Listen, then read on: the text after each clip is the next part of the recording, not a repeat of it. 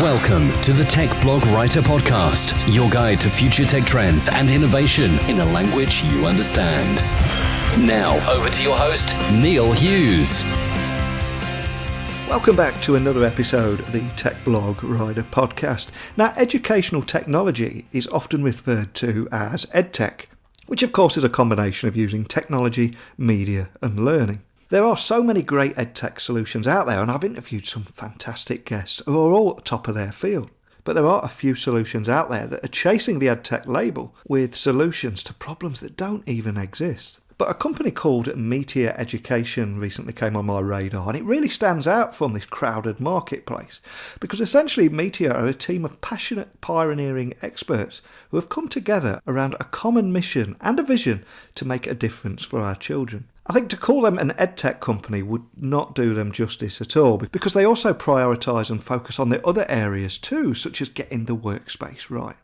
Now, Bill Latham is the leader in the design and implementation of the holistic, high-impact learning experience and environments. For more than 15 years, he has consulted with schools, districts and governmental agencies across the Western Hemisphere, all on the design, outfitting and implementation of classroom and school environments that are aligned to critical learning priorities. He and his team have directly served more than 1,000 schools in the US alone. I think it's a fantastic story and a guy I could talk to for hours, so buckle up and hold on tight so I can beam your ears all the way to Gainesville in Florida so we can speak with Bill Latham, CEO at MeTEOR Education. So a massive warm welcome to the show. Can you tell the listeners a little about who you are and what you do? Yeah, so Bill Latham, I'm the CEO of MeTEOR Education, and do a little bit of this and that in the education arena. Our firm actually spends quite a bit of time helping people envision how their environment and the experiences that are being created by their instructional practice come together. And so we try to design environments very specifically to support very specific learning experiences, and then we help the teaching staff kind of assimilate into this new method and environment, because a lot of times they're coming from a paradigm that's a little different, a little bit antiquated, and sometimes like any change process, it's difficult for people to step fully into the change if they don't have some encouragement and guidance along the way. And so we do all kinds of things like that with teachers and clients to help them really walk forward into modern learning. One of the things I love about what you guys are doing there at MeTEOR Education is it's made up of a passionate, pioneering experts who have all come together around a common mission and vision to essentially make a difference for our children. But for anyone listening today that is hearing about MeTEOR Education for the very first time, can you just help set the scene and tell them exactly what it is and what makes it different from other EdTech solutions out there? Yeah, so if you think about the traditional company offering or the way that people approach helping someone in education, they might be a specialized company in EdTech, or they might be specialized in curriculum or professional learning, and then there are companies that specialize in developing environments. Generally speaking, one of the biggest complaints we find is people say, clients, that these things tend to operate in silos. There's not a holistic ecosystem that's developed. It doesn't seem like the parts are meant to go together, and so they get into all kinds of quagmires as they try to put together the tech that they're using, the curriculum and methods of approach that they're using in an instructional practice, and then the environments that they're trying to do it in. And so one of the things that I think makes us very unique is we start with a very holistic view of how do we create an ecosystem that blends the methods of education together with tools and technology, together with environments, so that there's harmony instead of sort of that disconnected or even what do they call it, a seizure. A seizure is discoordinated movement of your body. And so a lot of times in education we find that they have discoordinated movement between these things like methods and tools and environments. Now, tech often gets a bad rap, though, for distracting students. I think it's more about that one-size-fits-all approach to education just doesn't seem to work anymore. And I have to ask, how do you deal with kids that are disengaged from the learning process at MeTEOR and actually improve that student engagement in a digital age of distractions? It's got to be incredibly difficult or challenging. Well, it turns out that I think that education, even with the tools we have in our hands today, at its foundation is very much what it always has been, and it's It's a relationship with somebody first and foremost.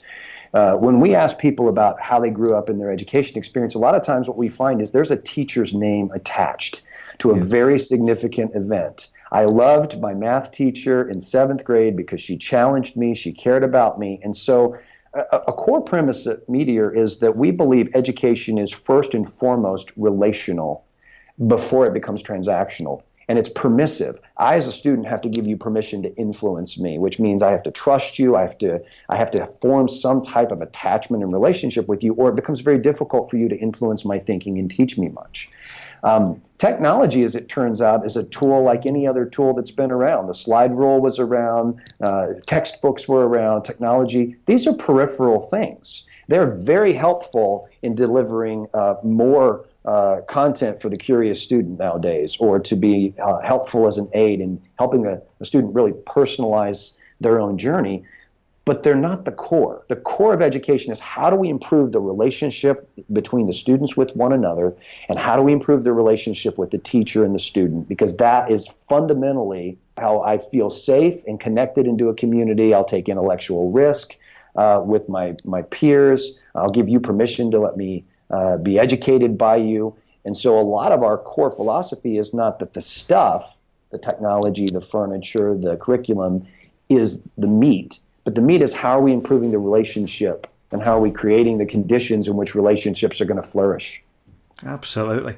Now, I also read a great piece about you guys recently at MeTEOR about how you're placing a tremendous importance on actually engaging spaces. So rather than it being about new furniture, the latest technology, or the physical space in a room, it seems it's much more about ensuring that the space is flexible, adaptable, and most importantly, inclusive in the 21st century classroom.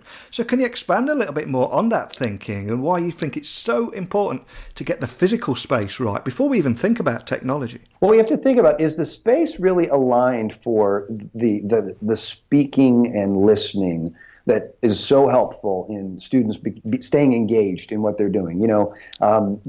Collaborating with my peers, having the opportunity to collaborate with my teacher, thinking deeply, dealing with cognitive engagement, social engagement issues.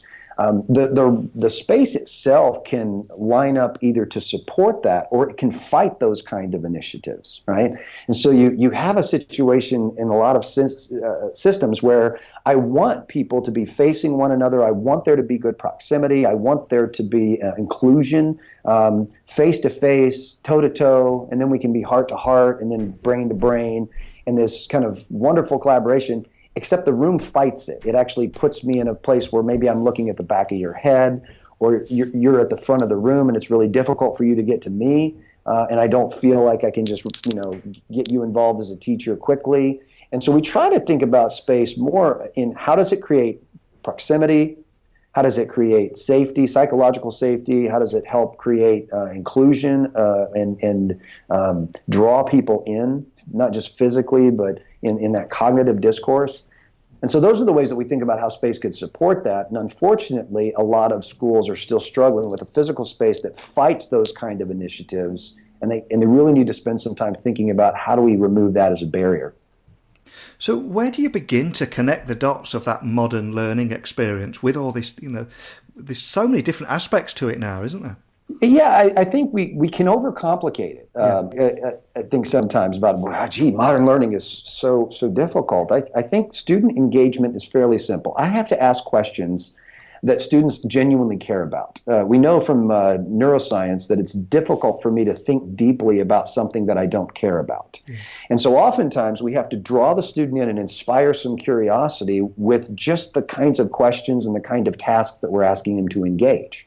And what we know very specifically about kids today is they love to share what they're learning.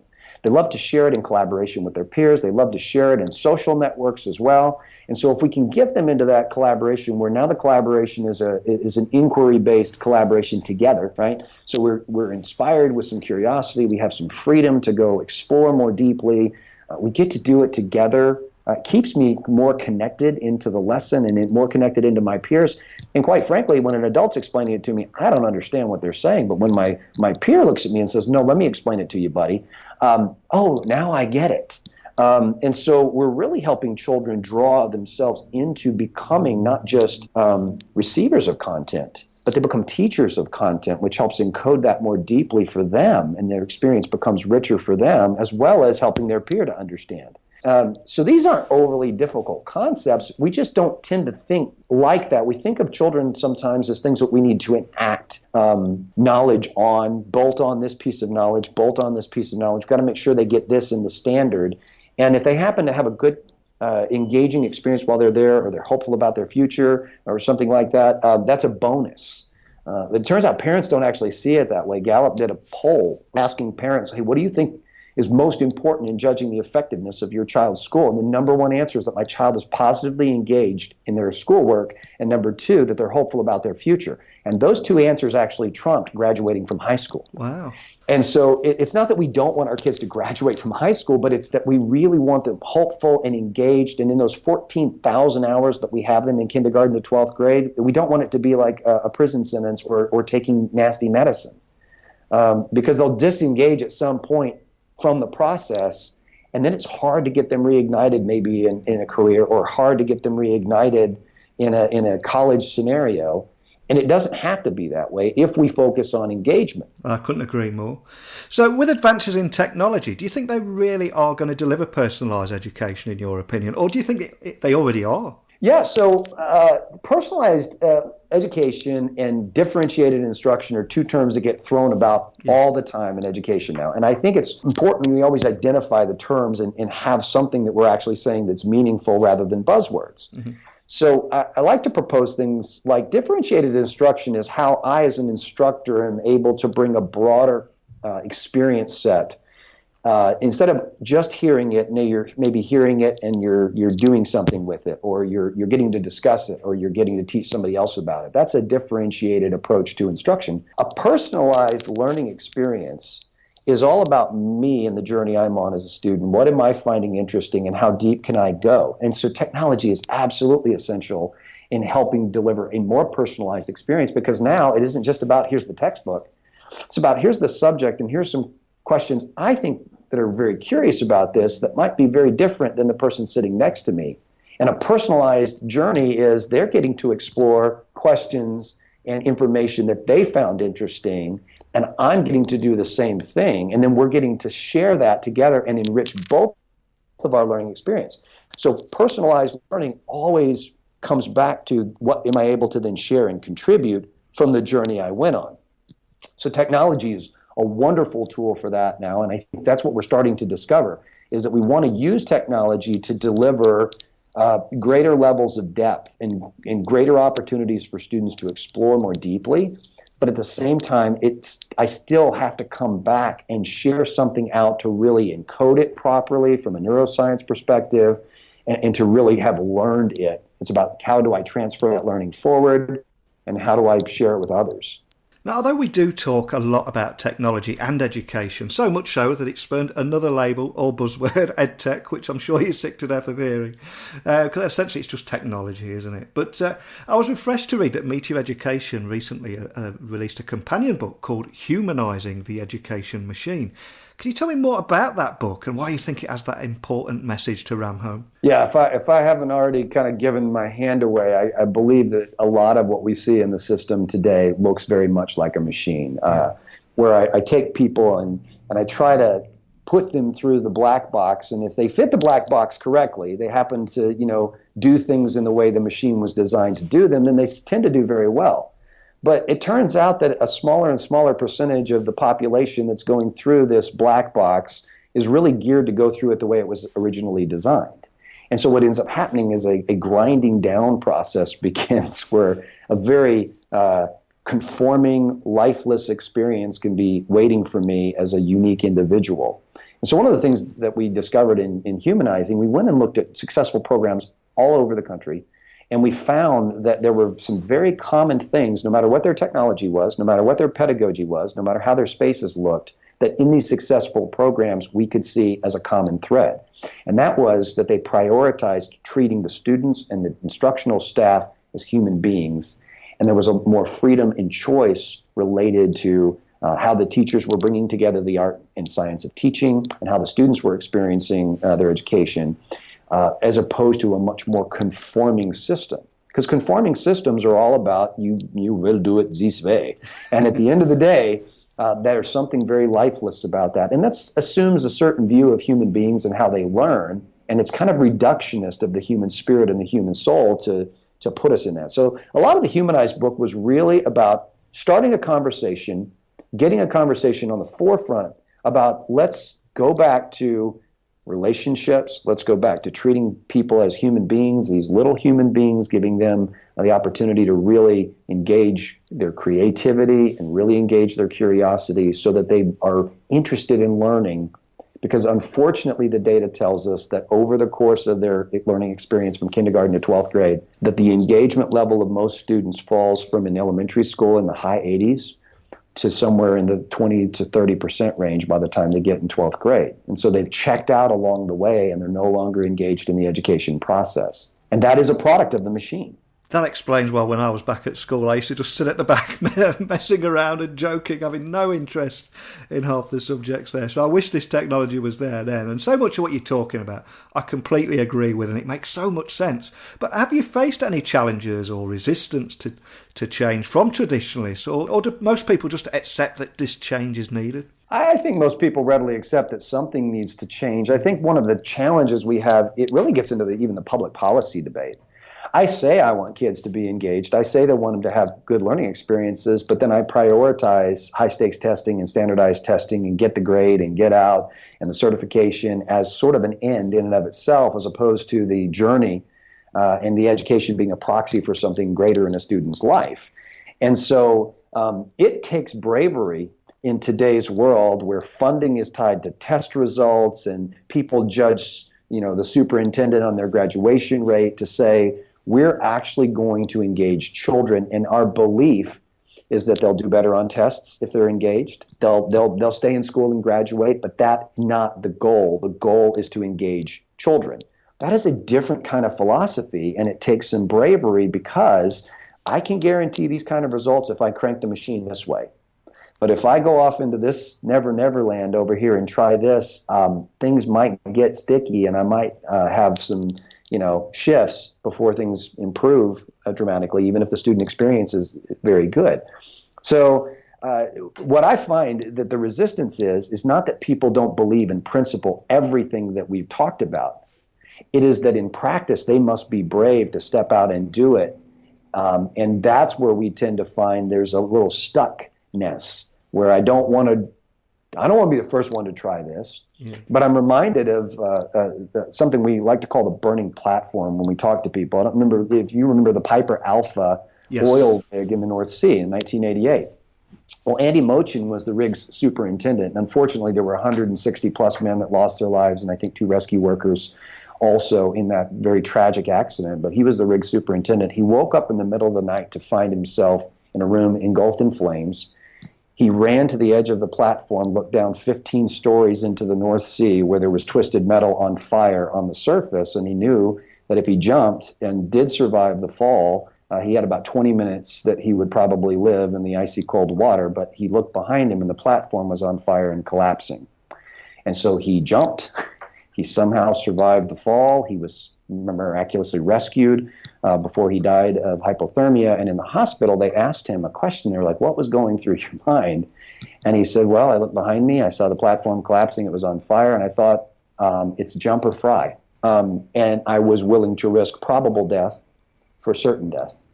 And what I think is true about our system today is that if people leave it the way it is, it was designed for a different era, different kind of skills, a different industrial age, and it is going to collapse. It's going to burn and collapse, not because it's not doing what it was designed to do, but because what it's designed to do no longer serves a useful purpose or the most useful purpose it could for the future. And it's a really risky thing to jump off that platform.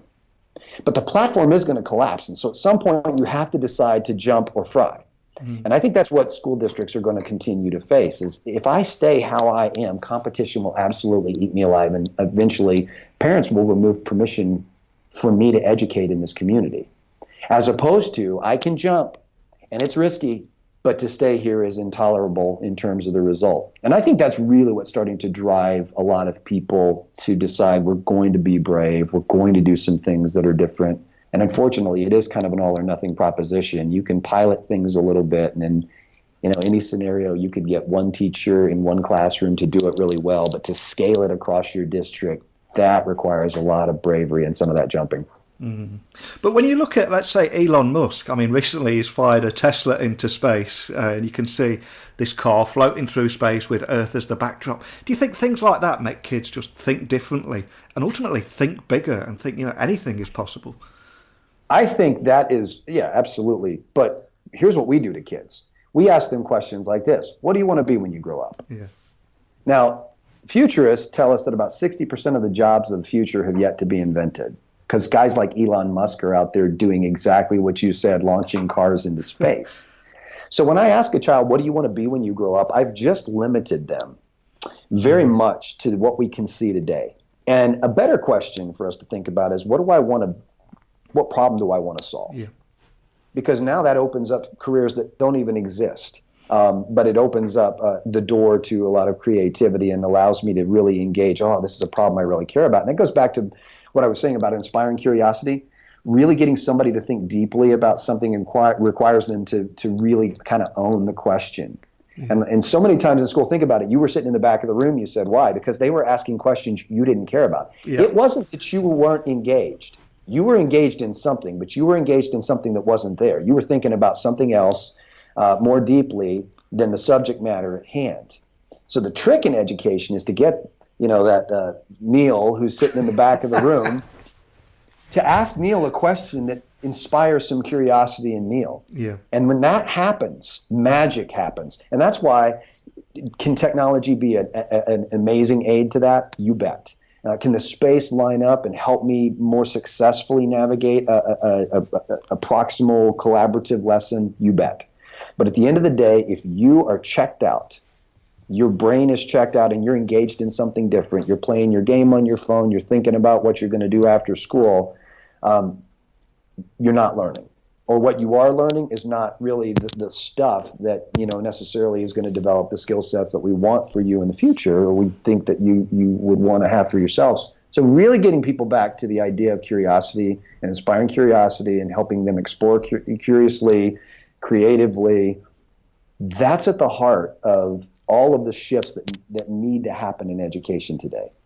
Man, where were you 30 years ago? You could have transformed my life. Neil, I think I was sitting in the chair next to you in the back of the class. So what's next for MeTEOR Education? I mean, how do you see yourselves continuing to evolve and bringing education into the 21st century? Well, first of all, we want to have this conversation. Yeah. As a thought leader in the space, we like having this conversation with people to just develop more fertile ground for how do we then bring ecosystems around these more human relationships. We're one of a lot of companies that are truly interested in seeing education blossom. And so, we form partnerships with other organizations oftentimes and come in and help clients really get to the core of what their highest hopes are for their students. How do we begin to then build ecosystems around that to be supportive of it? And so we'll stay on that trajectory because there's a lot of energy there right now. The next kind of round of thought leadership for MeTEOR is really probably coming in 2019. We have another book. We're just underway with the work. And it really is dealing with the idea of well-being and wholeness, not just for students, but really if you think about this change that we're asking teachers to make. Teachers are being asked to throw away what they've known for 20 years as an instructional model and embrace these new things. And that's hard for anybody in any industry to just say, well, hey, we're completely uprooting everything that you knew to be true. Up is now down and down is now up, and we need you to embrace this change. The problem is teachers are some of the most stressed out and unwell people as a group that you'll find in society. In the United States right now, teaching and nursing are the two, tied, by the way, is the two most stressful professions that we have. And about 50% of teachers have insomnia, daytime sleep disorders, and we find that the burnout rate among teachers is particularly high. A new teacher has about a 40% attrition rate by the time they get to year 5 that's starting today. And so it's really difficult for us to ask a group of people that aren't particularly well to make these massive changes. And so it's sort of like we've got to even drop back and create better conditions, of safer conditions, less fearful conditions, and less stressful conditions for teachers if we really want to innovate. Innovation is one of those things that requires risk. It requires failing forward. And a lot of our systems are very fear-based and control-based, and teachers just don't want to risk. And who's to blame them? Because, there was an interesting blog I read about the day I snapped. It was actually out of England, right. And it was about a teacher kind of saying, hey, I always loved the profession, but I remember that where I was the day I snapped, and I walked out of the teaching profession forever. And it wasn't because of the kids, and it wasn't because there were so many requirements. It was because the culture had become so toxic, and I could not stand to be in it another day. And I think that's the story. There's a story there, and I think the front line of the battle of really changing education is going to be to make sure that the staff that we're relying on to help us make this change is well, and they're able to carry that forward. So we're going to have that conversation next year. Hopefully we'll have a book out sometime in 2019 to describe the research that we're doing right now on that, and I'm excited about getting that conversation underway as well. Fantastic. Well, we'll get you back on the show to talk about that book when it comes out. But before you do go, can you remind the listeners of your website details and also how they can contact you if they have any additional questions about our conversation today? Absolutely. So MeTEOReducation.com is the website. That's MeTEOR, METEOR, education, spelled the correct way, .com. And we have lots of ways on the website to connect, as well as I'm on Twitter. WLatham3 is my handle, and so you can follow the conversation with us on Twitter anytime you'd like. Fantastic. Well, like you said a few moments ago, when we talk about education and technology, we do get carried away with buzzwords like EdTech and personalised education. But I love what you're doing there, and you're actually humanising it, but also bringing in meaningful change. So I salute you for that. I just wish you were in the back of the class with me 30 years ago. But a big thank you for coming on today. Well, Neil, thanks for your time. As always, a pleasure. Before the show today, I had heard that Bill is a leading global advocate for the constant and consistent support of best practice instruction through living classroom environments.